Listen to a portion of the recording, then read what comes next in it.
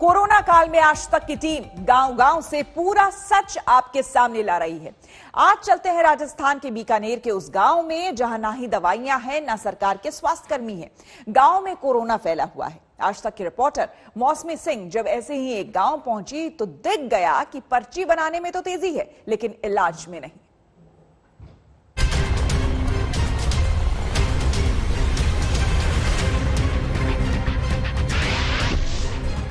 जो सरकार के दावे हैं गांवों में झूठे साबित हो रहे हैं।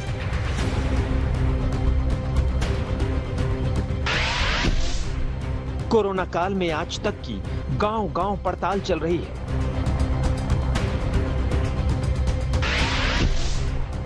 गांव में लोग बीमार हैं लेकिन दवाइयों का काल है।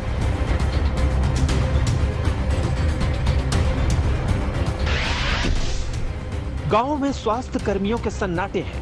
इलाज कैसे होगा?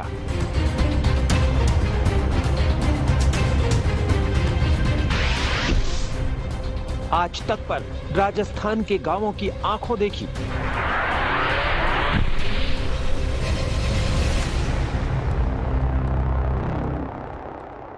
हम राजस्थान के दूर दराज ग्रामीण इलाकों का जायजा ले रहे हैं और अब हम पहुंचे हैं बीकानेर। बीकानेर की सबसे बड़ी ग्राम पंचायतों में से एक है खारा गांव।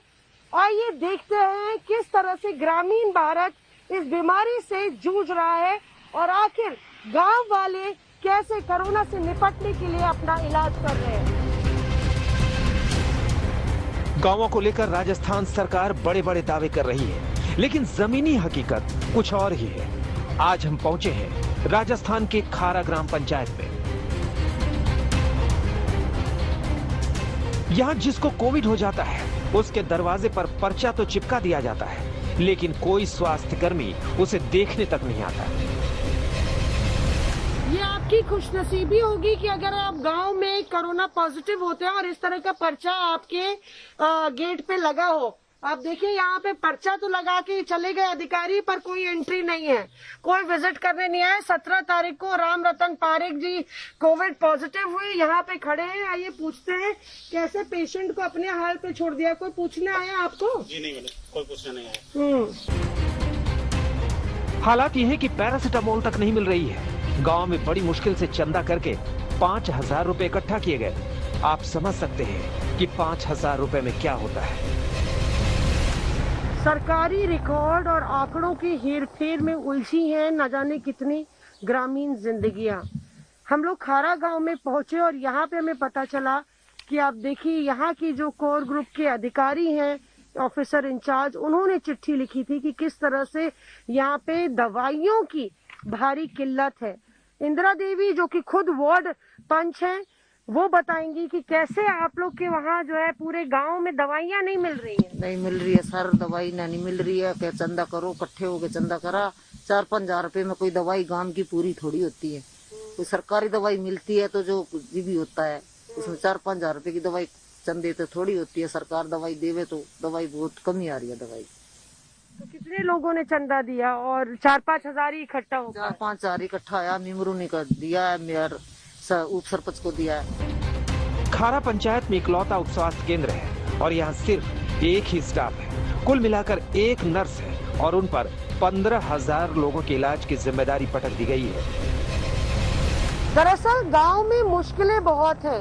एक स्वास्थ्य केंद्र जो दूर दराज के इलाकों को भी सर्विस करता है। खारा गांव की भी यही कहानी है। इसमें रिको इंडस्ट्रियल एरिया भी शामिल है। लगभग 15,000 से 20,000 की आबादी है और ये एक उप स्वास्थ्य केंद्र है जो गांव-गांव, घर-घर लगभग 1300 घरों में दवाइयां पहुंचाने से लेके उनकी चिकित्सा निर्भर है सिर्फ एक स्वास्थ्य कर्मी पर। और वो स्वास्थ्य कर्मी इस उप स्वास्थ्य केंद्र में बैठता है। कितनी मुश्किल है क्योंकि लगातार दवाइयों से लेके इलाज के लिए बहुत समस्या झेलनी पड़ती है। देखिए कोरोना महामारी को देखते हुए उप स्वास्थ्य केंद्र एक है और वो यहाँ स्टाफ एक है वर्तमान में। तो आबादी यहाँ खारा गांव और रिको इंडस्ट्री एरिया और 9 चक आते हैं, चक ढाणिया 9 चक आते हैं, उसको देखते हुए ये पर्याप्त है। और दवाइयाँ भी पीछे पीएससी स्तर पे कम मिल रही है। लगातार पत्राचार के माध्यम से उप स्वास्थ्य केंद्र के एएनएम मैडम ने अवगत करवाया है पीओ मैडम को, और पीओ मैडम ने ये ब्लॉक चिकित्सा अधिकारी को पूरा प्रकरण के बारे में मांग की है, दवाई देने के और स्टाफ लगाने की मांग की। आज तक ने इस स्वास्थ्य केंद्र का भी जायजा लिया। नर्स सीमा देवी लोगों की सेवा में जुटी हुई है, लेकिन वो भी कितना कर सकती है। अब देखो पीएससी की आवश्यकता है यहाँ और उप स्वास्थ्य केंद्र है, आबादी ज्यादा है, रिको इंडस्ट्रीज भी एरिया भी है, गांव भी बड़ा है, तो स्टाफ एक है, तो उस हिसाब से थोड़ा तकलीफ तो हो ही रही है, और तो चल ही रहा है काम। खारा में ही एक बस्ती ऐसी भी है जहां बेहद गरीब लोग रहते हैं। एक तो कोविड, लॉकडाउन, ऊपर से गरीबी, यहाँ के हालात तो और भी बदतर है। हमारी अमीर के लिए अलग और गरीब के लिए अलग मुसीबत लेके आती है। खारा गांव में ही भाट बस्ती है जहाँ पे बहुत सारे भाट समुदाय के लोग रहते हैं। हमने देखा कि किस तरह से गांव-गांव में एक तरफ इलाज को लेके, दवाइयों को लेके किल्लत है, पर यहाँ पे इन गरीबों की समस्या कुछ और ही है। इन झुग्गी झोपड़ियों में रहने वाले ये लोग, इनके लिए महामारी से ज्यादा गरीबी की मार है और उससे ज्यादा वो डर कि कब ये बीमार हो जाए और बिना इलाज के जो है उनको इस महामारी से जूझना पड़े। कोई आया है आप लोग से पूछने के लिए? कोई भी नहीं आया यहाँ पर। कोई गरीबों के लिए एक भी सामना नहीं करता, कोई पूछने के लिए आता है और कोई देखने के लिए आता है। जैसे पड़े हैं। लॉकडाउन है तो सब पे ही है, कोई पूछने के लिए भी कोई भी नहीं है। कितनी समस्या भैया, आप लोग गरीब। पे कोई आदमी को बुखार भी आ जाए तो जाकर कहीं जाके चेक नहीं करा सकता, क्योंकि निकलने नहीं दिया जाता। बोलता है कि यहाँ पे लॉकडाउन लगाया, बाहर मत जाइए। यहाँ पे ना तो खाने की व्यवस्था है, काम धंधे सब बंद पड़े हैं, सारा काम धंधे सब बंद पड़े हैं। यहाँ पे झुग्गी झोपड़ियों पे रह रहे हैं, यहाँ देखने वाला कोई प्रशासन का आदमी नहीं है। अगर गांवों को लेकर सरकारें अब भी सतर्क नहीं हुई तो बहुत देर हो जाएगी। ध्यान गांवों की तरफ जाना भी जरूरी है। कोरोना से जूझते गांवों की तस्वीरें आपके सामने लेकर आ रहा है।